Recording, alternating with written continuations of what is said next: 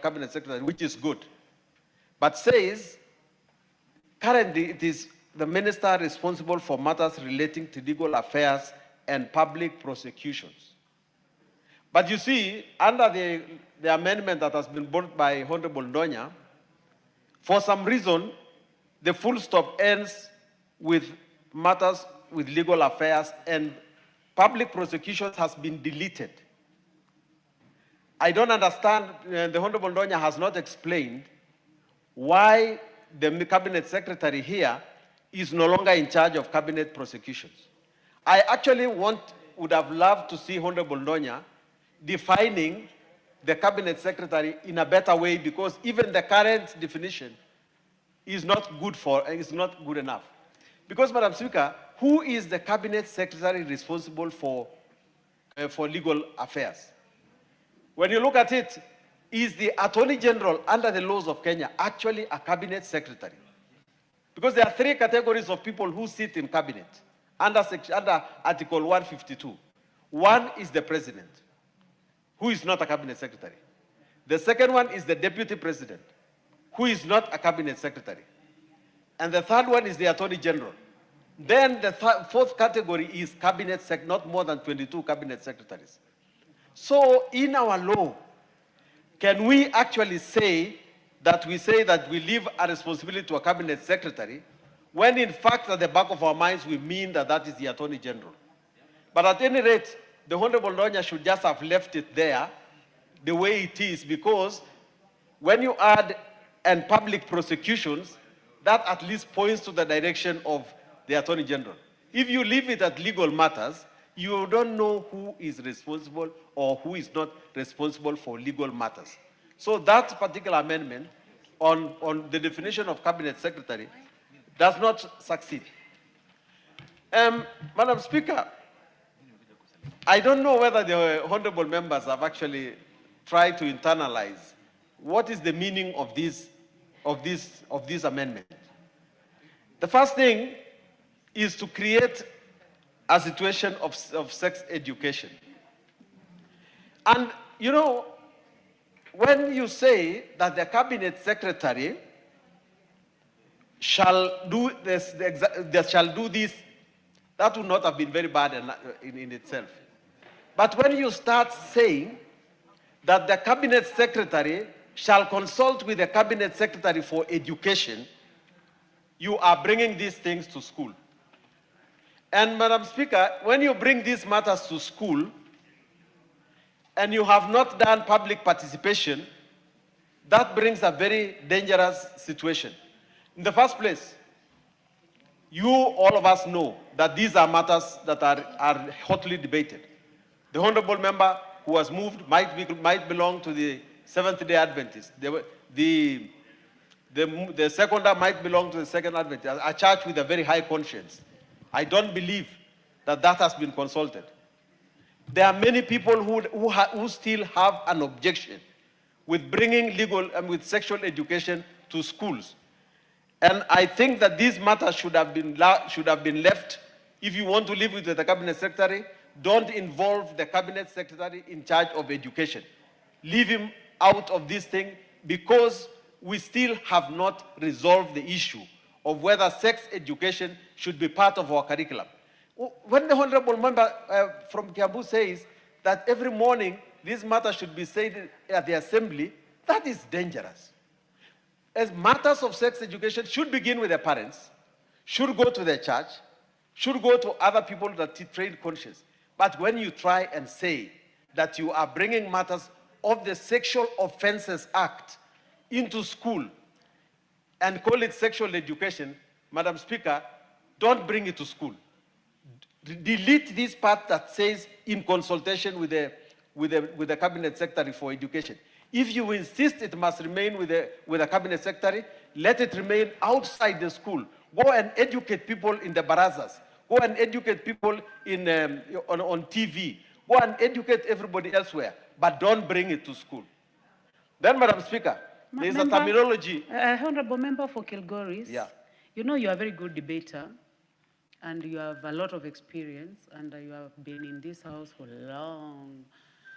but I would like to encourage you to do your debate. I mean, you can raise all the objections, but you can avoid criticizing what the other members have said, because they also have a right to I'm to sure, debate. I think. I'm sure, Madam Speaker, I'll also be. Don't hit them too hard. All right. Don't hit us too hard. I'm sure I'll also be answered, Madam Speaker, because I'm not the last speaker. There's still 1.5 hours, and I'm sure somebody will have something against what I've said. Madam Speaker, when you look at that under the new section 46A, this thing has introduced another terminology called teenage pregnancy.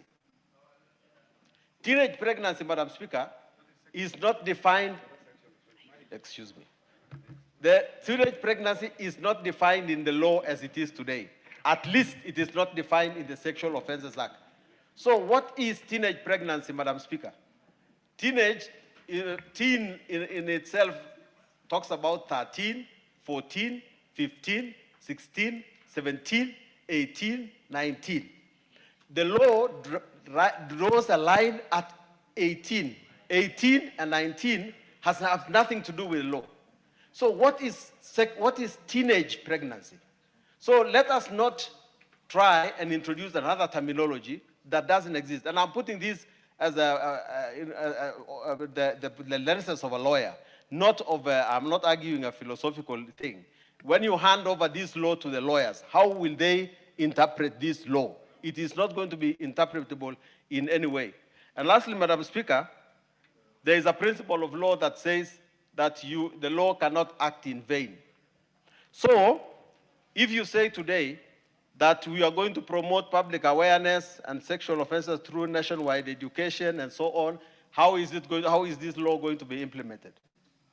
You should be able to say, to specifically legislate on what should be done, so that we know exactly how this law is going to be done. And Madam Speaker, you yourself, when you are debating, said that we must have money to put in this thing, that money is going to be required. The mover of the motion, while stating this, puts a statement and says, this bill does not require any money. It is not a money bill. Don't you think, Madam Speaker, that this bill requires money? Don't we need to be honest that we require to change something so that we can be able to accommodate this financially? Madam Speaker, with a heavy heart, I do not agree.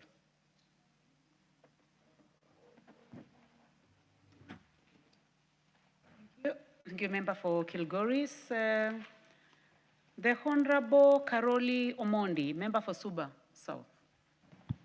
Thank you very much, Honorable Speaker. I actually rise to support, but I believe there's still a bit of work to be done on this particular bill. I think a country that does not support or protect its women is a country without a future.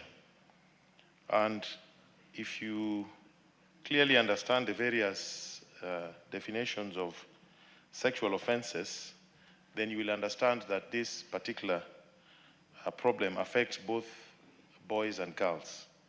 Actually, there's a lot of sexual violence against boys which is not talked about and which is not made public, simply because there's even more greater stigma about that than sexual violence against girls. I also agree that there's need for increased promotion of public awareness about sexual offenses. But I would have proposed, and I would like to suggest to the proposer of the bill, that we focus on mainstreaming sexual education or discussion about sexual violence against persons, whether boys or girls. The way this is done in many jurisdictions is that even in places of employment, there's a requirement that employees are taken through some education process of what sexual offenses are. And this would also apply to institutions of learning. It would apply to places of work. It should be in a matter of mainstreaming, even in all activities, even within government structures. Newly recruited staff or regularly, people should be taken through some form of education about or promotion of sexual awareness about sexual offenses. Sexual offenses, if you look at the act, include rape, attempted rape, gang rape, indecent act, which many people don't understand what that is. Sometimes standing closely to the person of the opposite gender, extending your hand to places that you should not, rubbing yourself against them. Some things that people take to be normal socialization processes, but which actually under the act are criminal activities. Sexual assault. It does not necessarily include violence. It could just include the soft touching of a female's body without her consent in a lift, which a lot of our people don't understand. Child pornography is very clear, but also issues of sexual communication with young children. But there's even a bigger problem here when it comes to transmission of sexually transmitted diseases, which again is actually a sexual offense. When you deliberately infect somebody with an STI or HIV or whatever it is, whether in marriage or out of marriage or in a relationship, even when there's consent, but there's consent to the sexual act, but not to the infection itself. So I think we need to really try and understand and go further. And I would encourage Mheshimiwa Donya to expand some of the remits of the bill so that we also include awareness, even counseling in churches to those who are getting married, that you can actually commit a sexual offense in a marriage, in counseling. For me, it is one of those things that I've proposed under the Education Laws Amendment Bill, which was published and will be in the House soon, under nationhood science, so that it is mainstreamed as part of our education system curriculum, that people are taken through this. That is what happens in other jurisdictions, where children are taught how to relate with each other, how not to commit sexual offenses against each other. But as chair of Constitutional Implementation Oversight Committee, I did visit several prisons in Kilifi County, both women and male prisons. And what surprised us was the high number of young boys accused of defilement. You see, there is a terminology, use of penetration, when you're committing certain sexual offenses. But there are instances where penetration is not an element of crime, where, you've touched somebody or you've sexually assaulted them. But if you go to the prisons in Kilifi, majority of the offenders are young men under 18 who had sexual intercourse with girls who are under 18. It is a problem, and we need to address this. What happens when teenagers who have become sexually active between certain age but have not become adulthood engage in consensual sex? It is the boy who pays the price. And I saw them, many of them, they were the majority of people in remand, of people who have been jailed. Yeah, but when you look at the files and you talk to the prisoners and you talk to the court assistants, they engage in consensual sexual acts with their contemporaries, age mates. I think we need to look at this. The other issue that I think we need to propose, Honorable Donya, that we look at, is to expand the remit of this bill. You see, there is sexual harassment and sexual exploitation, where those in authority actually use their positions and power to extort sex from those who report to them. It's mostly common in positions of employment, or even as a politician, you are working in your constituency, you intimidate women, whether male or female. It's not just the men who extort sex. Females also extort sex and use their positions of authority to force those who work for them into sexual relationships. And some have become very notorious in this country. But there is a new element of sextortion, where you are not, it's not an act where the person coercing the other into sexual relationship is in power. Where somebody deliberately distorts your image online, yeah, creating images that you are engaged in sexual activity, or you are in relationships with them, or they remove your clothes, mix and match the pictures and expose your nudity, or in circumstances where they blackmail you where they found you holding hands with somebody or they have a picture of you and they extort money from you. I think we need to include this as well in the Sexual Offences Act, the act of sextortion, as another element of this crime. And because for that latter one, you don't have to be in authority with anybody. You just have, anybody can do it. There's also this other issue that is very common, where people of the Muslim faith, the girls are abused, are sexually assaulted, or harassed, or raped, and then the matter is then resolved without a court process. Actually, in some instances, the girls are then forced to marry those who raped them.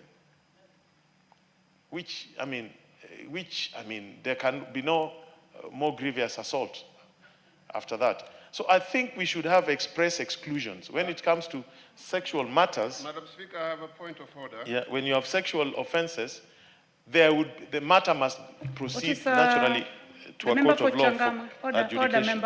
Order, Yes. Wakili. Let me use his mic. Order, Honorable Karoli. Yeah, thank you. There Thank you, is a Madam point Speaker. of order by the member for Changamwe. Madam Speaker, Honorable What is out of order, Mheshimiwa? Honorable Karori has actually insinuated that Muslims normally do such arrangements. I want to point it to him that we do not allow such things in our faith. If it happens, then it happens not because they are Muslims, but because they are just human beings. So that Muslim faith should actually be removed.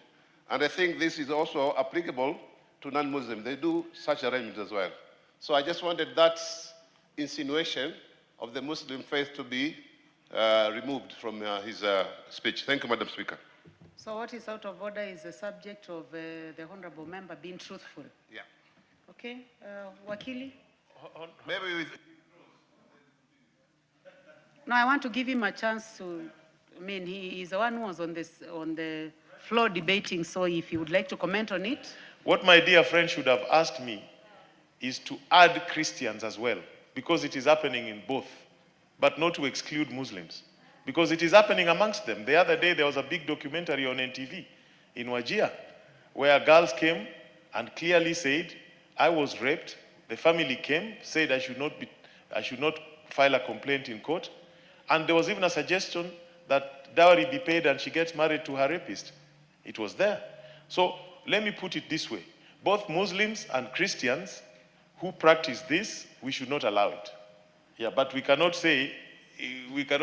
close our eyes to it. It is happening in all faiths and in all communities. So I think if somebody commits rape or commits any form, the forms of sexual offenses, the matter should be addressed in court. And there should be no pathway to settlement out of court in crimes such as this. And finally, what is now happening is that there should be, no limitation. We have something called limitations in law, time within which certain things must be done.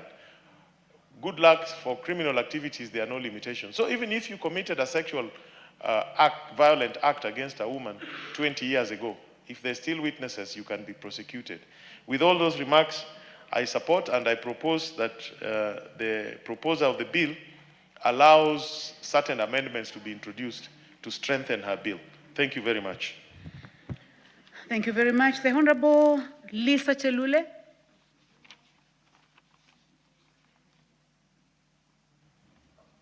Honorable members, since I see interest in this bill, you may choose to speak for 5 minutes instead of going up to 10, so that those of you who have expressed interest can have an opportunity to speak. You may proceed. Bearing in mind that we did not set limit for how long you can speak, we can go up to 10 minutes. But for the interest of other members, you can choose to summarize so that more of you can talk. Okay, asante, Madam Speaker.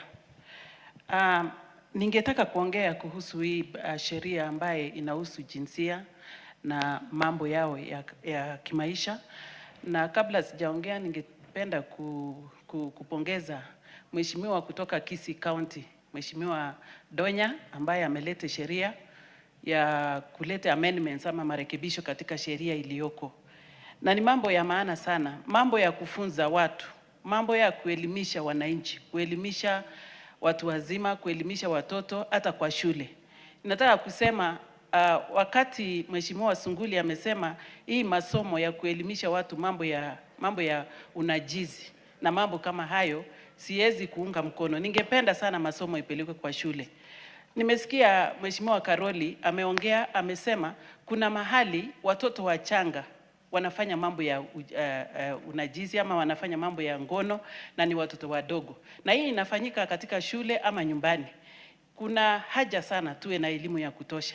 Napoongea Madam Speaker ama mwenyekiti, ninaongea nikielimisha sasa wazazi.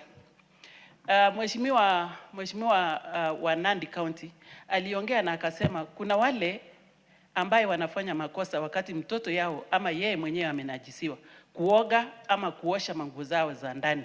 Hiyo nataka kuangalia kwa umakini sana. Waelimishe kwamba wasioge kabla hawajaenda polisi na wasioshe manguo zao, sababu hii ndio evidence ambayo itapelekwa kotini.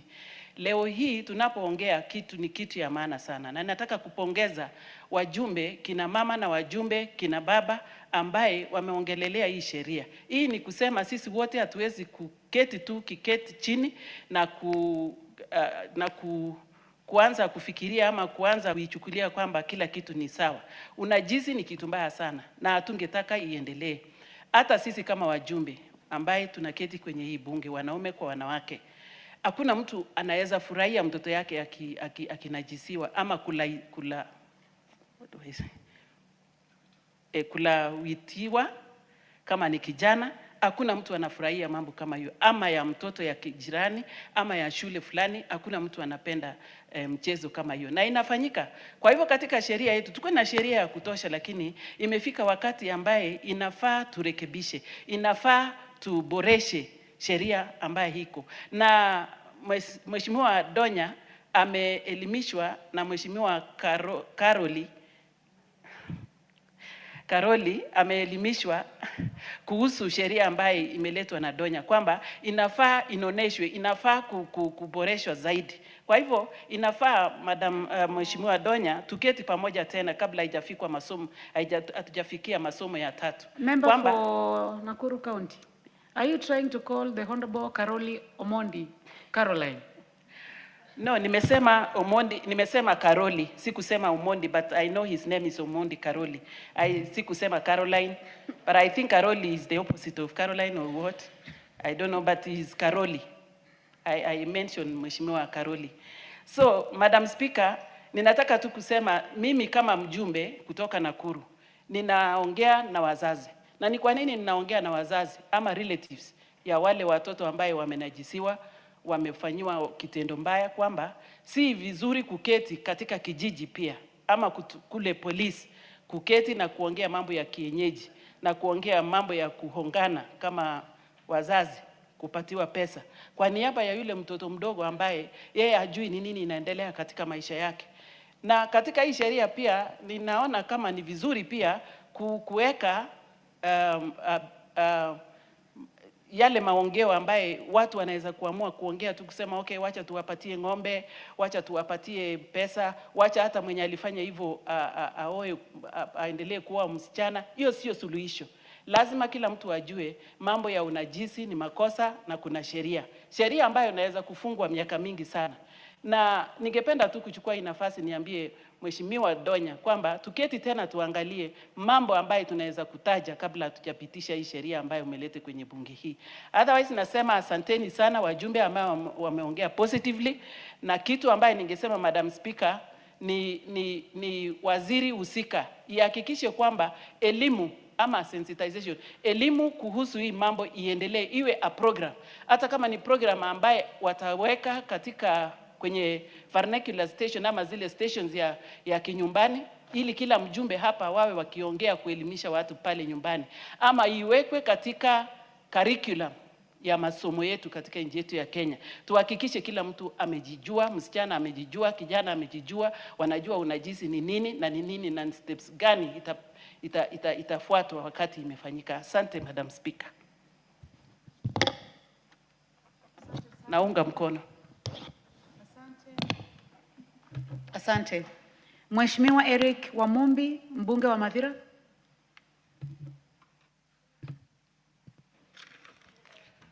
Thank you, Madam Speaker. Madam Speaker, I also rise to support the second reading of the Sexual Offences Amendment Bill 2023. Madam Speaker, sexual offences have now become too much in this country. And as a country, it's the high time we have a serious conversation about this matter, Madam Speaker. And in Mathira constituency, we have a very sad case that happened yesterday of a 9-year-old girl, Chantel Waruguru, from a village called Kianjogu, who was raped, killed, and thrown into a pit latrine, Madam Speaker, yesterday.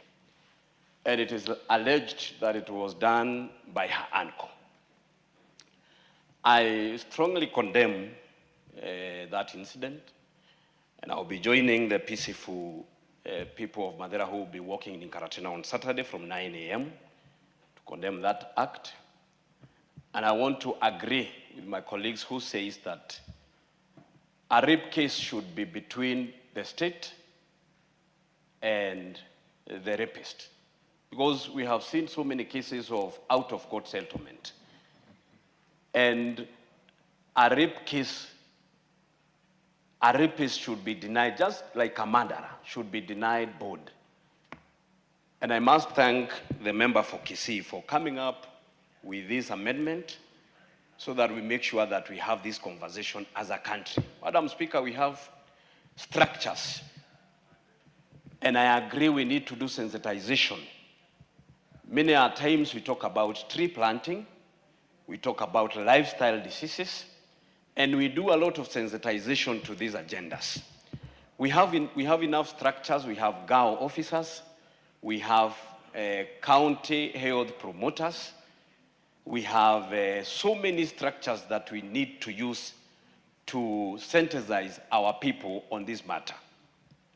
And I also think, Madam Speaker, that the next public holiday should be themed under this matter, so that as a country we speak, we have a conversation, we find solution, we sensitize our people on the consequences. Because most people don't know the consequences of these offenses. And I join the other colleagues who are saying that we need to elaborate and widen this discussion. Just because the member for Kisii has brought it up, we need now to ignite this conversation, widen it, broaden it, so that everyone is sensitized. The churches, the GAO officers, all the structures we have, we make sure that we are having this conversation as a country. So, Madam Speaker, I support the second reading. Thank you very much. Thank you very much. The Honorable David Ndakwa, member for Malava.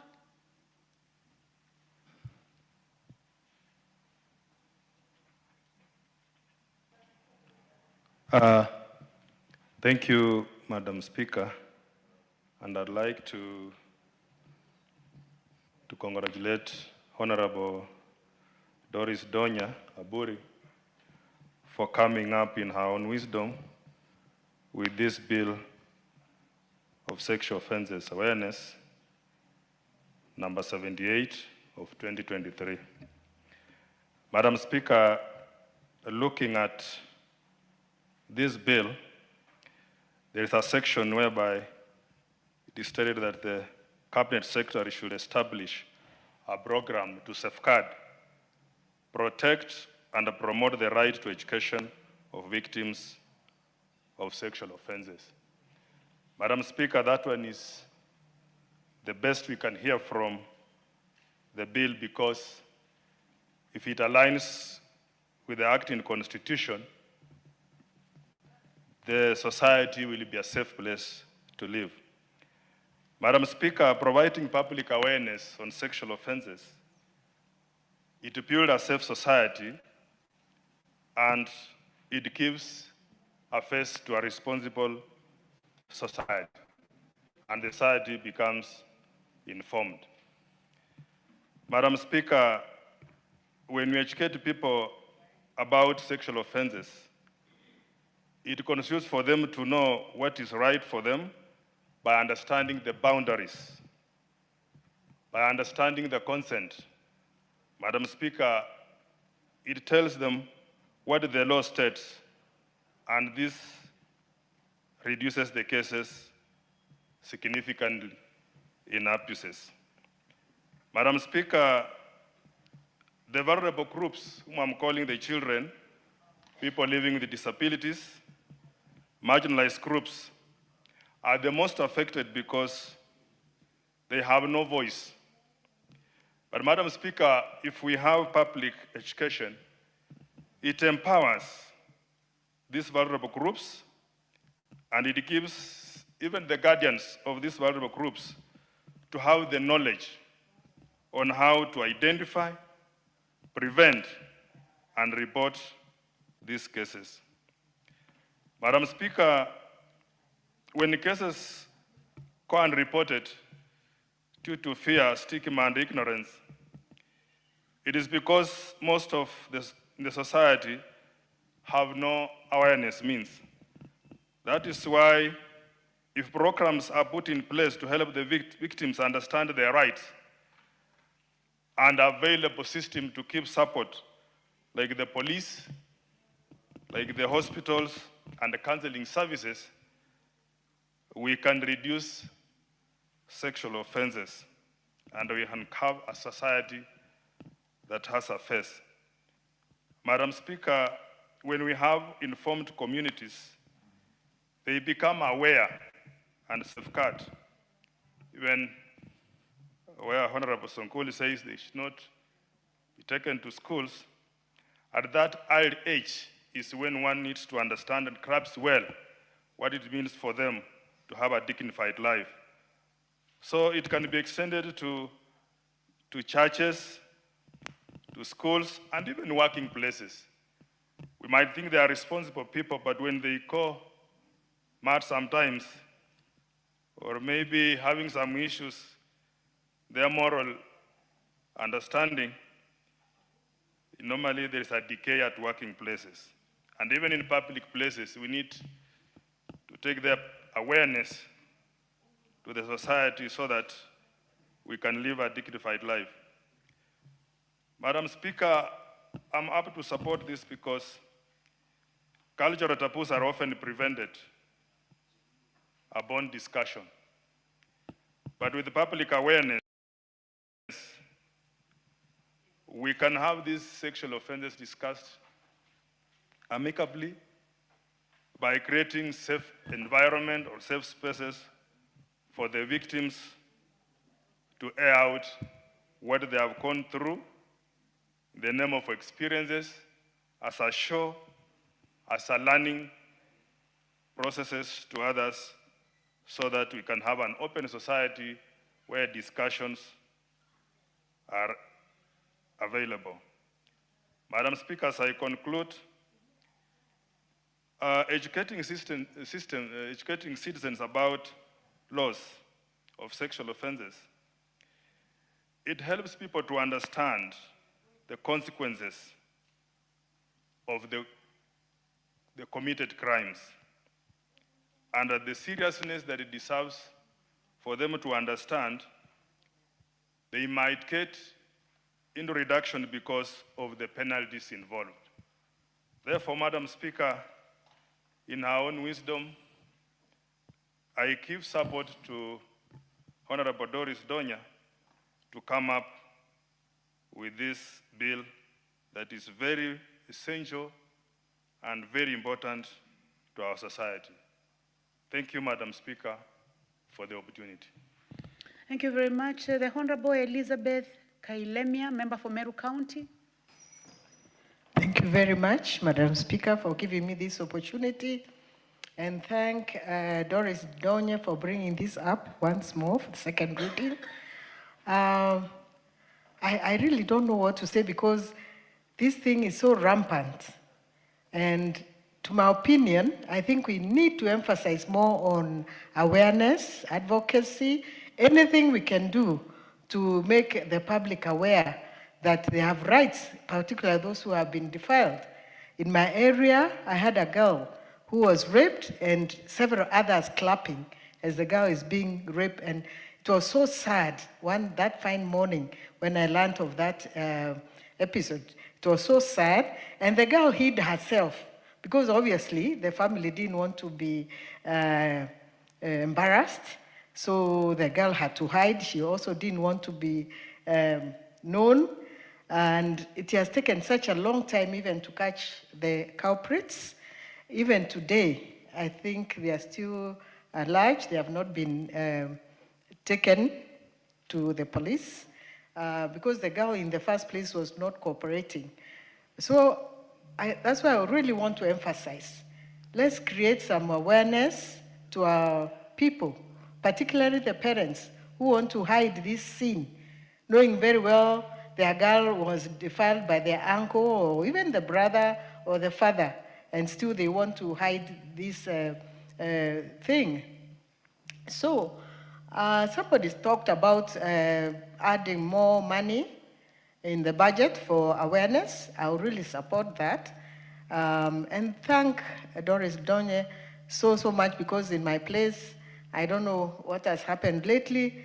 Well, we are thinking about the girl, the boys who are being defiled on the other side. So it's not only for girls, but even boys being defiled by their fellow men or something like that. And we talked of sex education. And I could see Mheshimiwa Sankuli doesn't want to talk much about it, but I think it's about time. It has been brought up in Parliament, even before I was here, many times. Do we need to have sex education in our schools? I would say yes, because those poor girls and even those poor boys, they really don't know what is happening to them. And of course, they are made to keep quiet.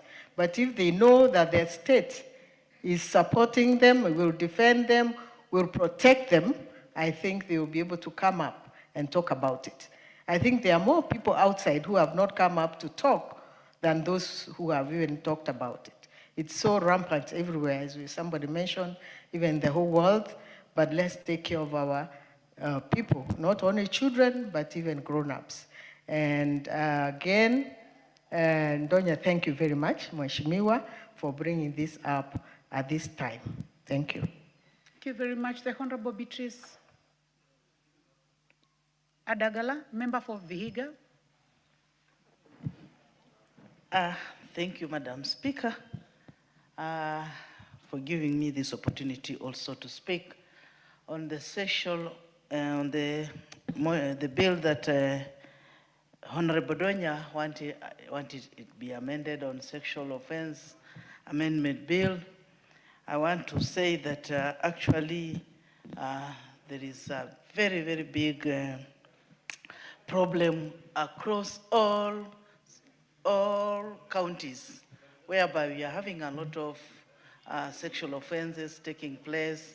Our small girls are being raped left and right.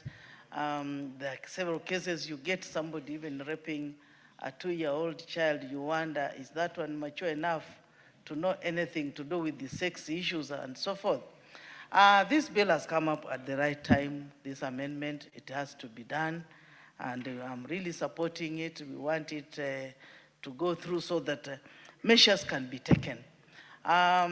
Teachings should be done everywhere. I saw a member rising on a point of order. I think we have to teach everywhere, be it in mosques, be it in churches, be it in schools, everywhere. This issue must be addressed because it is becoming too much. It's all over. People don't even have respect for others. You even see an old woman raping a young boy.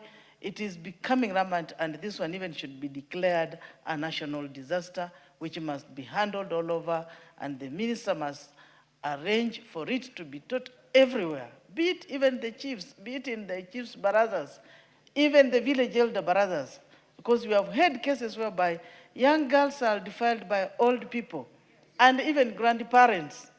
A grandfather defiles a grandchild who is age 5 and below. Now, surely, the society, I always see cultural festivities all over when it's coming towards the end of the year. The elders, why can't they teach these people to know that you are not supposed to rape a small kid. You are not supposed to have sex with your granddaughter or your daughter or your son. This thing, the society is going berserk. Something has to be done, and this is a national disaster. We have had cases whereby I saw a small girl being raped. They reported, and the case was solved. The mother could not come out to go and give evidence because she has been raped by an uncle. The stigma, what these people face. And even some women are told, if you go and report your brother-in-law has raped this girl, you are all going to go. So people fear. The people tend to fear coming out and giving out reports as it is supposed to be done. And even in some police stations, girls go there with their parents, they are humiliated. They are not even assisted. But you want to thank some of these police stations now. We put up centers now. And even the police have trained a few women policemen and men who are handling such cases. So improvements are there in some counties, others not yet. Some counties will put up GBV centers, others not yet. These sexual things, I don't know, it has to be all collective. Donya has brought it at the right time, and there is the implementation committee in this house. There are some bills, once are passed, we pass them here, they are never implemented. This thing we are crying of, sex with minor children, sex with the minor girls, boys, old women being raped right. We are having it rough, and especially us as women who are now commanding counties. You hear in this constituency there is a rape case all over. You run all over. It is becoming a difficult thing. The minister has to come up and do what is needed. We want to support this with everything, and I'm sure every Kenyan is supporting this. There's no Kenyan who will see the daughter, the aunt, the mother, or any other small child being mistreated. Madam Speaker, I now support this amendment that has been brought in by the MP for Kisii, Honorable Donya. We work on it, I support. The Honorable Jessica Mbalu.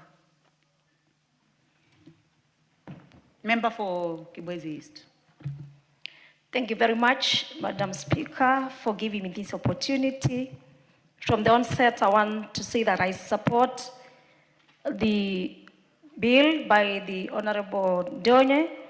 Donya was once a member of Wiper Patriotic, and we know what she's able to do. Honorable Speaker, this is the bill number 78 of 2023, that is the Sexual Offences Amendment Bill 2023, National Assembly Bill number 78. Madam Speaker, the Honorable Donya has really brought the definition of Sexual Offences Act, that is CAP 63R, and of course called upon the Cabinet Secretary, who is responsible for legal affairs, to promote public awareness on the sexual offenses through nationwide education, information, campaigns, and any other way such that the public is aware of the offenses. Honorable Speaker, she has brought the definition of sexual offense as an offense prescribed by the Act, talking of offenses which include rape, Madam Speaker, sexual assault, defilement, sexual harassment, among others.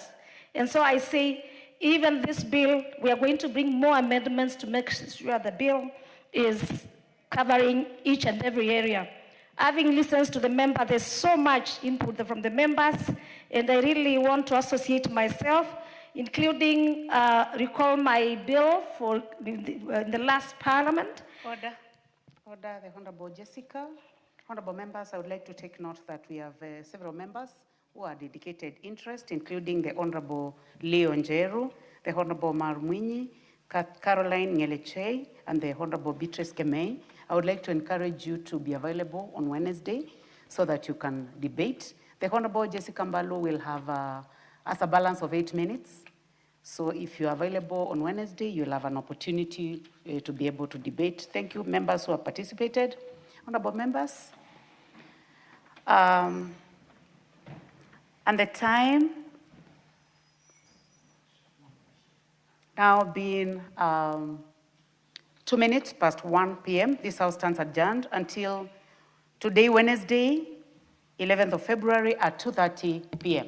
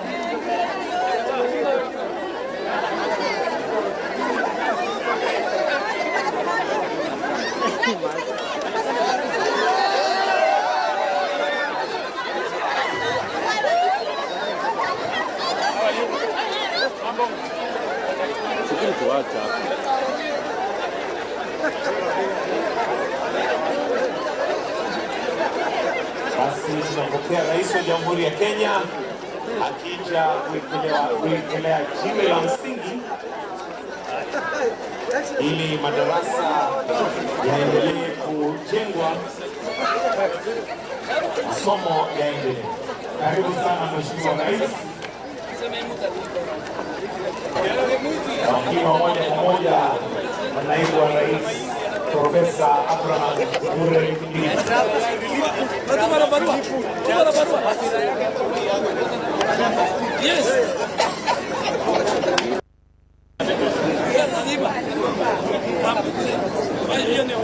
Salvino ndani ya mengi.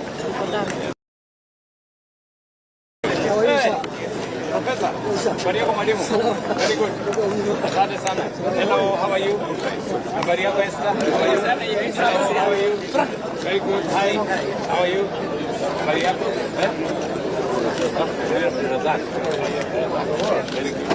Hello, how are you? Very good. You look familiar. Tunge. Karibu. Yes. Okay. Fikirini. How are you? Leo umezama. Basi Mheshimiwa Rais kwa maelezo.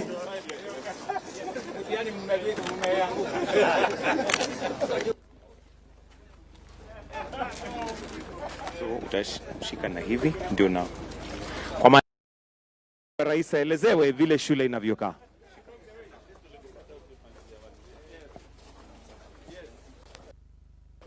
Welcome, Your Excellency.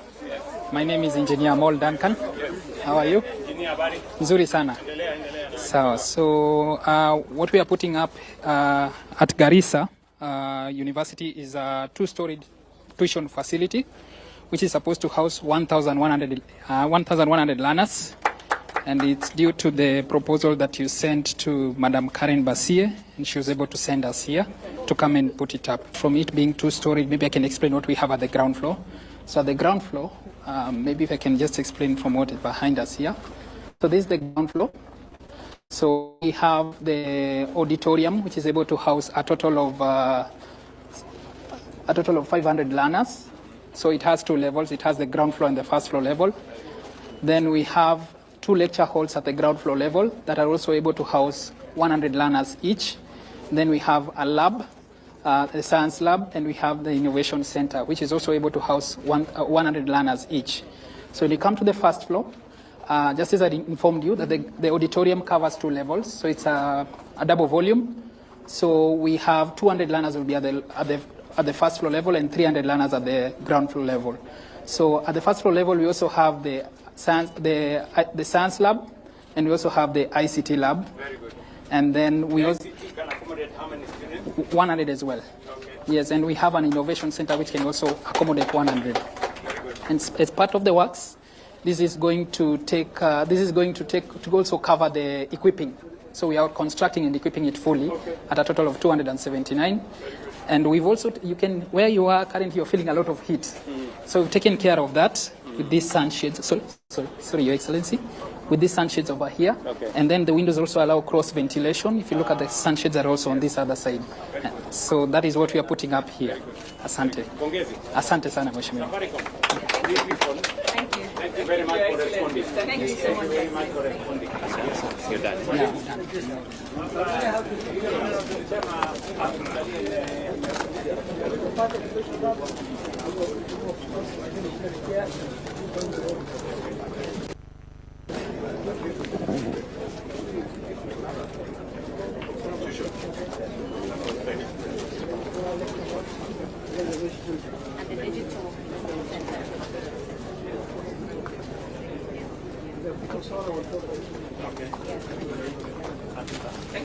Basi sasa Mheshimiwa Rais ataenda kwa kufungua kwa bamba, ikiwa ishara ya kwamba tayari hizi classrooms ziwe tayari kwa muda mfupi. Tumpigie makofi tafadhali. Hongera Your Excellency.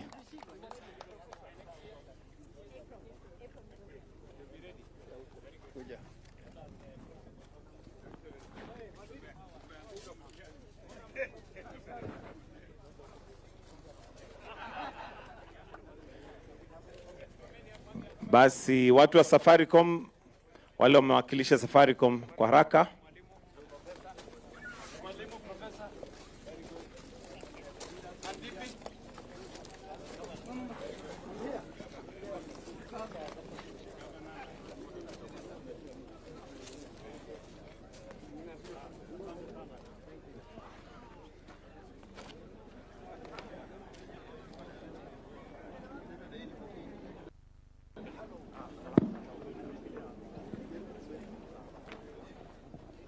Basi